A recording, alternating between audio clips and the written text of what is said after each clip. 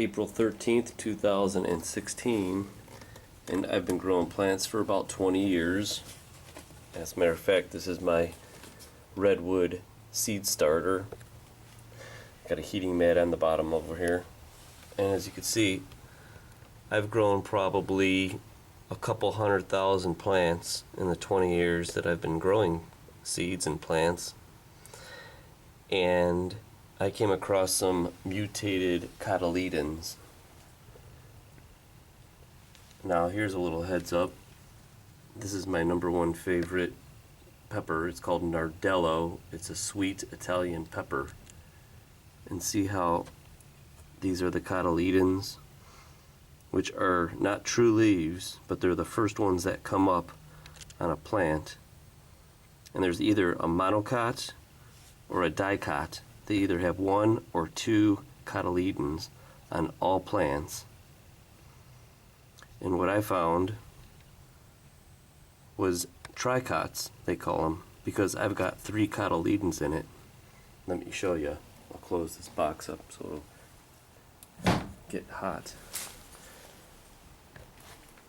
There's the box. And let me show you. Now, I've found these tricotyledons a couple times in the past, but I've never really thought about it until I started finding all these mutations in the garden, not knowing if it's coming from Fukushima or not. But whenever you have mutations, that means that there is some type of pollution in the environment that's inducing the mutations.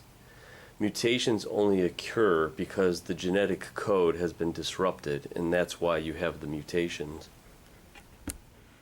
Now here's an example of a monocot. You can see it right over here. Now monocots are not exclusive to the grass family. There's a lot of families that are monocotyledons. But see it? It's right there. That's the cotyledon. Mono, just one. Now if you look on this flowering cabbage, you could see 2 outside ones here. Right here and here. Those are the cotyledons, but see how there's 2 of them on each side? That's called a dicot. Now, what I discovered was on these marigolds that I'm growing, there's 3 types of tricots. Now see how the 2 are over there, that they're connected? And there's actually one by itself that is below the dicotyledons. See that? Now here's another one that I found, which is interesting. Now this one, here's the cotyledons, but check out this one. This cotyledon split in 2. So it's actually 2 cotyledons, but there's separately 3. And now if you cruise over to this one over here, here's another tricot, but they're all at the same level. See that? There's 3 of them. Now this is an error in the genetic code. Now I don't think it affects the plant itself, whether you're going to have mutated marigolds. I don't really see that happening.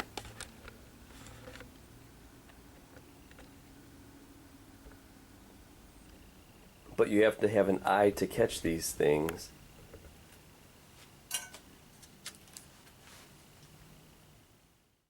There's my mutant cotyledon. It's a tricot.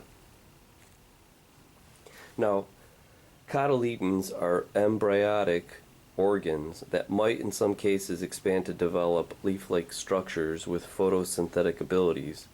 Although they seem to be the first leaves emerging from the seed, they are in fact not true leaves. All flowering plants have either 1 or 2 cotyledons. They're monocots or dicots. Now this could probably still be considered a dicot because there's 2 separate. The one that's a true tricot is that one, where there's 3 separate cotyledons. Now this normally does not happen in nature. Now remember, this is the monocot because there's one. Now the grass family is not the only monocot. There's the agave family, the onion family, amaryllis, the arums, there's the palm family, asparagus family, there is canna lilies, there's the spiderwort family, there's the sedges, there's all kinds, iris, the rush, lily, the banana. The orchid is actually a monocot. Now, here is the dicot, which would be a zinnia. See the true leaves and the monocots? There's two of them, so it's a dicot. So, keep your eye open for these new varieties, these mutations. Now, like I said before, there's our pollution in the earth is like way on overload compared to it used to be thousands of years ago, strictly by man-made chemicals and compounds. So this is what is causing these mutations. It's a genetic code, just like the computer. It follows a script, and if you follow the same script, it's always going to look identical unless there is a factor that disrupts the code. That's where you find these mutations.